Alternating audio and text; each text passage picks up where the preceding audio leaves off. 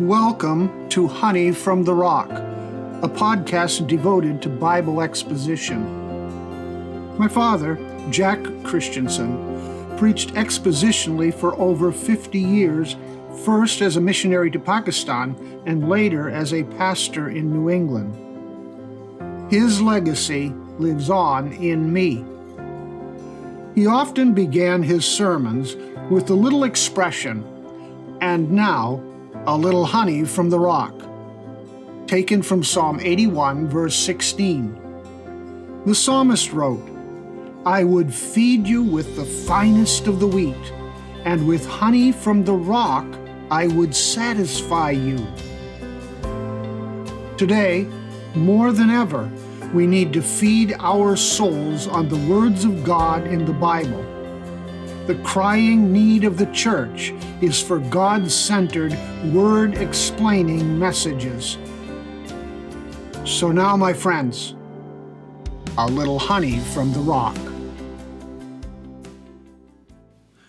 In October 2023, attorney generals from 33 states filed a lawsuit in a California federal court against Meta, the parent company of Facebook and Instagram.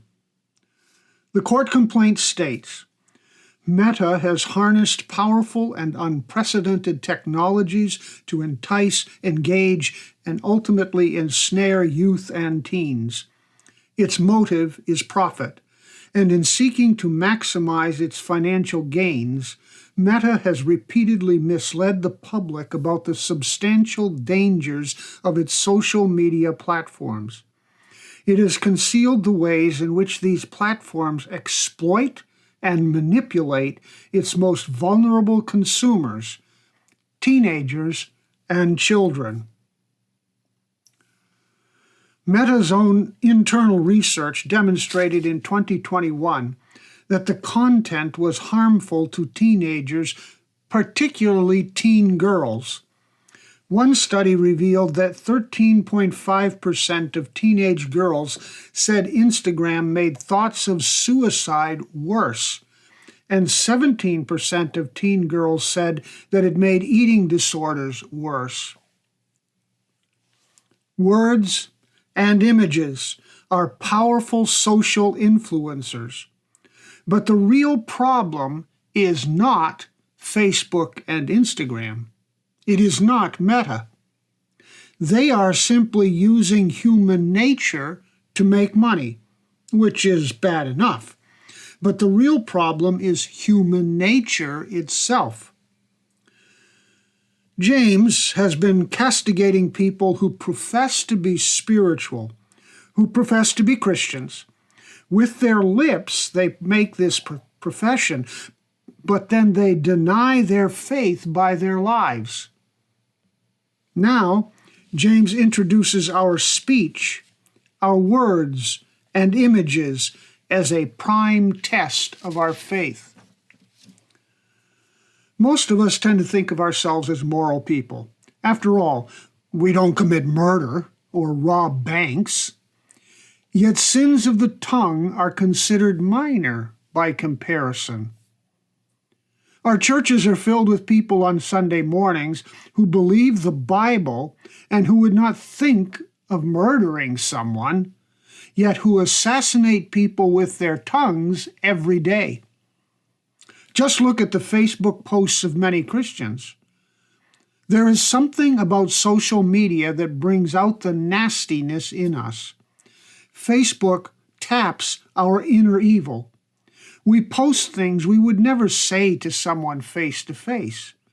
We excuse the verbal abuse as a slip of the tongue, or else we say, "I'm just telling it like it is," or "It's who I am and I'm just being real." Well, James calls it sin. In fact, James considers our harsh words to be a very serious sin because of the destructive power of our tongues. Our tongues are the most offensive weapon in our arsenals and must be controlled very carefully. James warns us that to be tongue-tested is to be tongue-tied. And there are 4 principles that James teaches us in James chapter 3 about the tongue. We see the preeminence, the power, the perversity, and the production of the tongue. First, let's examine the preeminence of the tongue in James 3, verses 1 and 2. James says, "Let not many of you become teachers, my brethren, knowing that as such we will incur a stricter judgment. For we all stumble in many ways. If anyone does not stumble in what he says, he is a perfect man, able to bridle the whole body as well." James tells us that the greatest test of our spirituality is not the sins of the flesh, but the temptations of the tongue. Since the tongue is such a powerful force for sin, you are a mature or perfect man if you can control the tongue. The tongue is the preeminent test of our spirituality, and James deals with the preeminence of the tongue in 2 different ways. We see the preeminence of the tongue for instruction, verse 1. James begins not by pointing the finger at others, but by starting with the ministry of teachers. Notice that he includes himself in this category by using the pronoun we teachers. He hits the preachers and the teachers, first of all, with a sober warning. If you are going to talk about the tongue, start with the preachers. The Greek construction used here suggests that many are to stop becoming teachers. James implies that it was a common practice for many to aspire to teaching positions in the church. The teacher, or rabbi, was highly esteemed in Jewish circles. Becoming a rabbi was like becoming a doctor today. Everyone wanted their boys to grow up to be rabbis.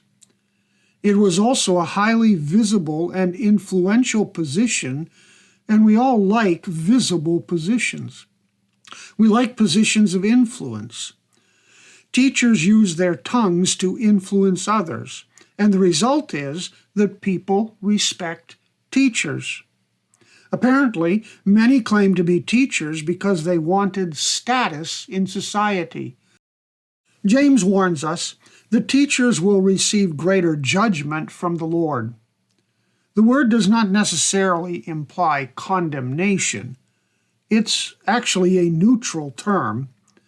The judgment could be good or bad, positive or negative.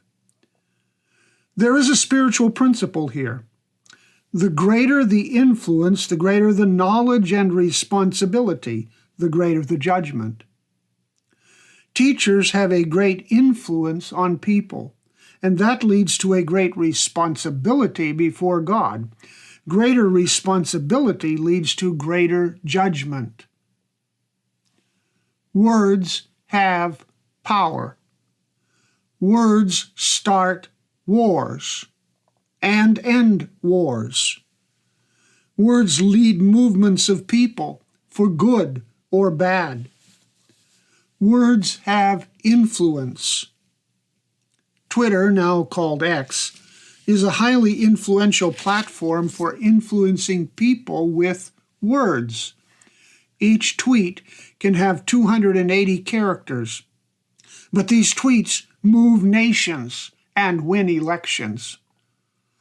Tom Fletcher, one of the most respected experts on digital diplomacy, believes that it is only a matter of time before we will see a war started by a tweet. Social influencers use these 280 characters to attract huge numbers of followers.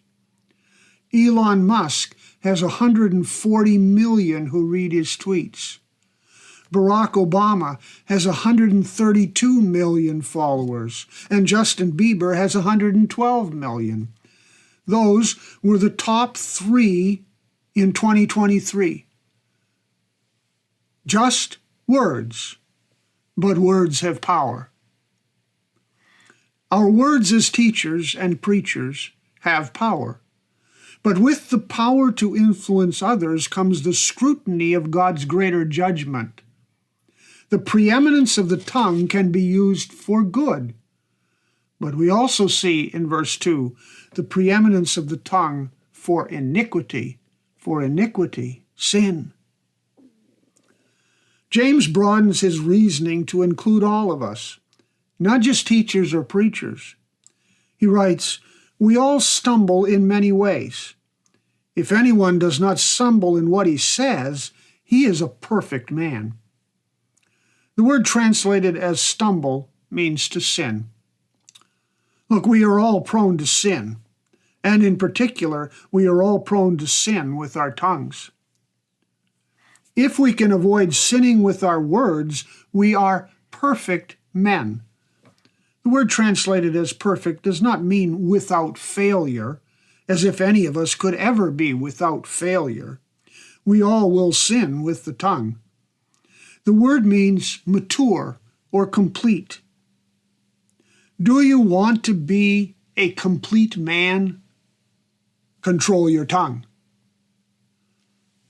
By the way, James uses the Greek word for man, which refers not to mankind or humanity generically, but he uses a word that refers to males specifically.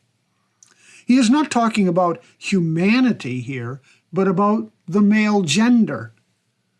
He probably does that because in his culture, only the males were allowed to be teachers. However, we can say that James does not subscribe to the female stereotype that women are the chief offenders with the tongue. No way, they are not.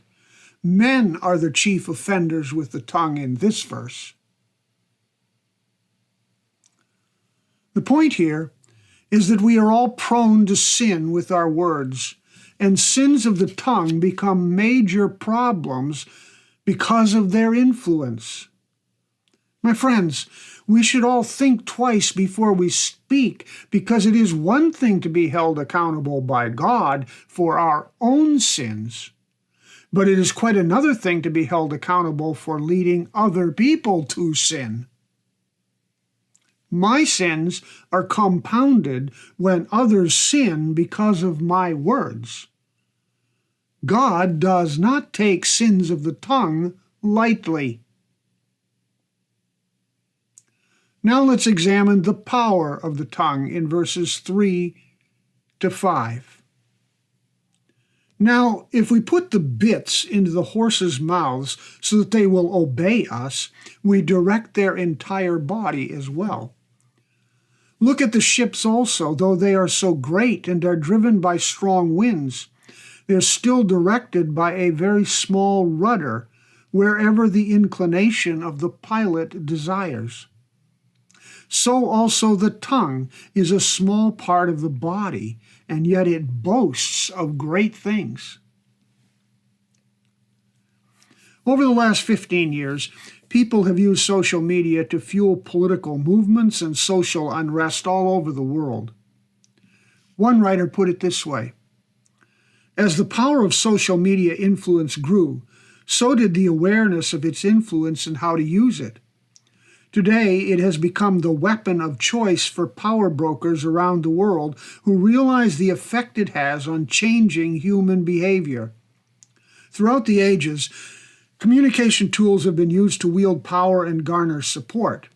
From the time when books were used to influence reason and attitudes, to when Hitler used films to make millions of Germans follow him around like a shepherd. Whereas books, film, radio, or TV have a regional effect, social media influence is global. It took years in the case of books or months in the case of TV to influence or ingrain a thought. On social media, it happens in hours and sometimes in minutes. It is the power of the tongue, words, to influence people, like a bit in a horse's mouth or a rudder on a ship. James tells us in these verses that the one who controls the tongue has a right to be called a complete or mature human, because the one who controls the tongue controls the most powerful member of the body. The tongue is powerful, all out of proportion to its size. It is exceedingly influential and even boasts of its great power, although it's a tiny and seemingly insignificant member of the human body. We see the power of the tongue to turn in verses 3 and 4. And James uses two illustrations of the tongue's influence. The power of a small thing to influence a big thing is seen in the bit and the rudder. The bit, of course, is a small piece of metal in a horse's mouth that is controlled by the reins in the hands of a rider. In fact, the Greek word could refer to the whole bridle that the rider used to control the horse. Ancient ships usually had a single oar-like tool in the stern of the boat that was used to turn the whole ship. Some sailing ships had two oars on either side, which the helmsman used to steer the ship. The point is, not just that the tongue steers our lives, but that the rider or helmsman is often not in control. Our lives and the lives of others are greatly influenced by our tongues. We can see that happen all the time. The real issue is control. Who controls the tongue is the big question.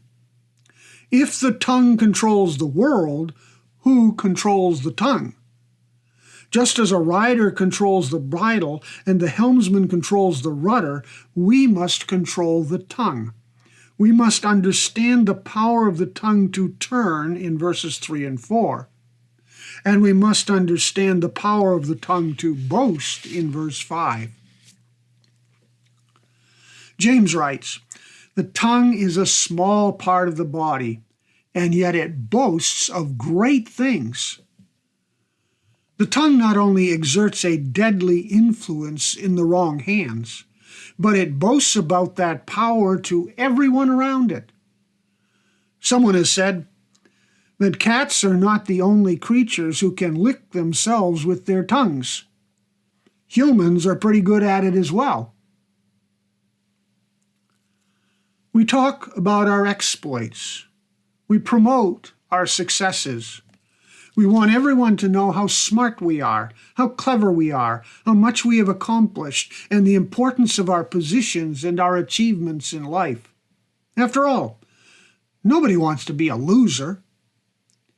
We boast about our ability to put people in their place or set the record straight. We say, "I let him have it with both barrels."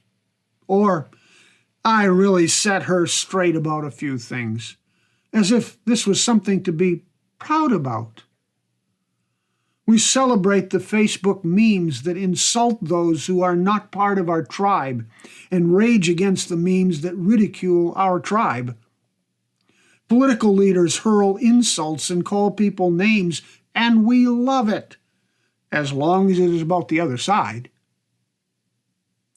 That, my friends, is the terrible power of the tongue.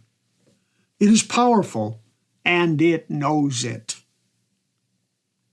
Now, let's look at the perversity of the tongue in verses 5 and 6. James writes, "See, how great a forest is set aflame by such a small fire. And the tongue is a fire, the very world of iniquity. The tongue is set among our members as that which defiles the entire body, and sets on fire the course of our life, and is set on fire by hell." James continues his discussion of the tongue, but now he moves away from its influence to stress the disastrous results that the tongue has upon people. The emphasis of these verses is on how far-reaching the effects of the tongue are in human experience. We see the perversity of the tongue to consume. We've already seen how the tongue can control people, but now we see how the tongue can consume people. Proverbs 18:21 said, "Death and life are in the power of the tongue." Death and life. Our words can be death-dealing or life-giving, and the choice is our choice. The technical or grammatical structure of these verses in James is very difficult, so our translations will vary in their punctuation. Remember that there were no periods, commas, or quotation marks in the original Greek manuscripts. Modern editors add punctuation to make it understandable for us. However, the gist of what James is saying is clear, and the variations in translation do not alter the meaning very much. The tongue is like a fire. It just takes a small spark to consume a whole forest in flames. Just so, it only takes a little tongue to inflame, ignite, provoke, and consume everything and everyone around it. It is a world of iniquity. The tongue is a microcosm of all the evil in the world. The Middle East erupted into a conflagration this past year, but the words people shouted were the tinderbox for the war. The Middle East is at war as much because of the power of words to inflame passions as because of the actual evil acts of Hamas. Hamas had been hurling insults at Israel and calling for the annihilation of the Jewish state for years. The October 7 attack on Israel unleashed the fury of the words shouted for years. And the barbaric beheading of children and the murder of babies were the outworking of the tongue.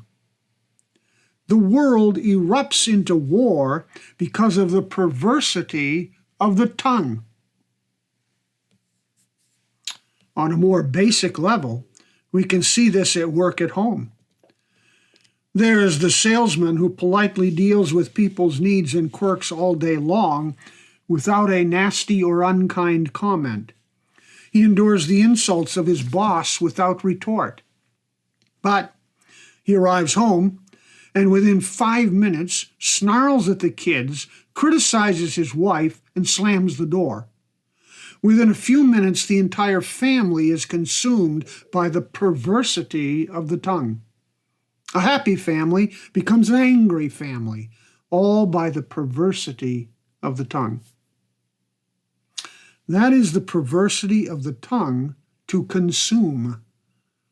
But we can also see the perversity of the tongue to contaminate. In verse 6, James tells us that the tongue defiles the entire body and sets on fire the course of our life and is set on fire by hell. The tongue pollutes or contaminates us with evil. It is placed among our bodily members like a moral cancer, eating away at our very beings every time we abuse it. How? How does the tongue contaminate us? Well, first, the tongue contaminates us by inflaming the course of our lives. The word translated as course literally means a wheel. My life is like a wheel with spokes on it. The hub of the wheel is my tongue, which sets on fire the entire wheel and everything the wheel touches as it rolls along through life, destroying everything around it. The sparks from the wheel of my life ignite forest fires around me. Sparks from a faulty electric transmission line ignited a fire in Northern California on November 8, 2018. It was known as the Camp Fire. It was the deadliest and most destructive fire in the history of California. The firestorm utterly destroyed the towns of Paradise and Concow. In 4 hours, the wildfire consumed 150,000 acres and 18,000 buildings and took 85 lives in 4 hours. At the worst of the fire, 5,596 firefighters battled this one blaze. It was all because of an electrical spark traveling along a transmission line. Well, that's what our tongues do. Our tongues ignite a firestorm in the lives of those around us. And second, the tongue contaminates because it is being influenced by hell. The word Gehenna, or hell, referred to a valley outside the southwest walls of Jerusalem, the Valley of Hinnom. It was actually called the Valley of the Sons of Hinnom, and it was used in ancient Israel as a place of child sacrifice. Later, it became a garbage dump for the city of Jerusalem, and fires were continually burning in the Valley of Hinnom, 24/7. For that reason, it became the symbol of hell, the abode of the devil and his demons, consumed by fire, and consuming everything by fire.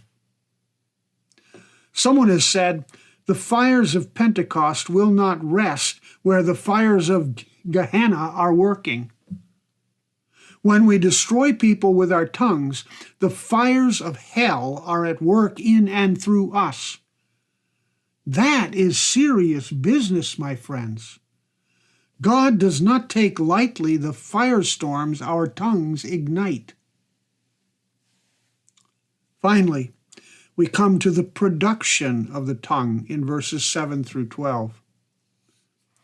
James writes, "For every species of beasts and birds, of reptiles and creatures of the sea is tamed, and has been tamed by the human race.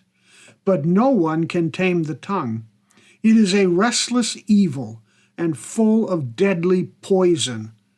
With it we bless our Lord and Father, and with it we curse men who have been made in the likeness of God. From the same mouth come both blessing and cursing. My brethren, these things ought not to be this way. Does a fountain send out from the same opening both fresh and bitter water?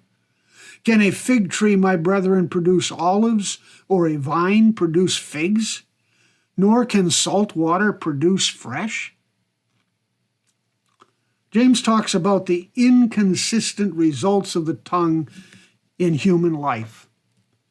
The production of the tongue is wild, wacky, and weird. The production of the tongue is wild. The tongue is wilder, James says, than any species of animal on earth. It is an untamable and uncontrollable force of evil in this world. Humans have been able to achieve much in this world, yet the tongue continues to produce its deadly poison among humanity. Today, we talk about living in a global village with instantaneous communication available around the world. The 3 leading social media platforms today are Facebook, YouTube, and WhatsApp. Facebook has over 3 billion users, YouTube has 2.4 billion, and WhatsApp has 2 billion users. We can send messages virtually anywhere in a moment, but we still see just as much hatred, evil, corruption, and destruction as there ever has been in our world. My friends, humanity is incapable of fixing our sin problems, including the tongue. It is untamable. Only God can tame the tongue. Jesus Christ pointed out that what is impossible with humans is possible with God, Luke 18:27. So the world must turn to God if our moral problems are ever to be fixed. We need Jesus to change our hearts by His grace. We cannot control even our tongues, but God can. And he is the secret to living a complete Christian life, to achieving victory over the tongue because of the power that he enables in our lives. The production of the tongue is wild, and the production of the tongue is wacky. Verses 9 and 10. With it we bless our Lord and Father, and with it we curse men who have been made in the likeness of God, the one we're blessing. From the same mouth come both blessing and cursing. How can the same mouth produce both beauty and ugliness? How can the same tongue produce blessing and cursing? Why is the same person both nice and nasty? A person can go to church on Sunday and worship God with great passion. He or she can sing hymns of praise to God and compliment other Christians around him or her. Yet by the time he gets to the end of the driveway, that same mouth is cursing the driver who cut him off in the parking lot. These are people made in the image of God, whom we're blessing in worship, and our words must respect them as fellow image bearers. We can bless God in church and insult others at work. We can praise God in the sanctuary while slicing and dicing our kids on the way home from church. That is wacky, my friends. It makes no sense. Yet that is the reality of humanity, of human nature. The production of the tongue is wild, it is wacky, and it is weird. Weird. Verses 10 through 12. My brethren, these things ought not to be this way. Does a fountain send out from the same opening both fresh and bitter water? Can a fig tree, my brethren, produce olives, or a vine produce figs? Nor can salt water produce fresh. Nature teaches us a basic principle of life. The fruit demonstrates the source. We don't look at an apple and conclude it came from a grapevine. The point is that your outer fruit demonstrates the inner source of your life. As a general rule, what you say demonstrates who you are. If you are a Christian, the source of your life is Christ. The words you speak should reflect him. If they do not, then they are not from Christ, and you are not who you say you are in that moment of time.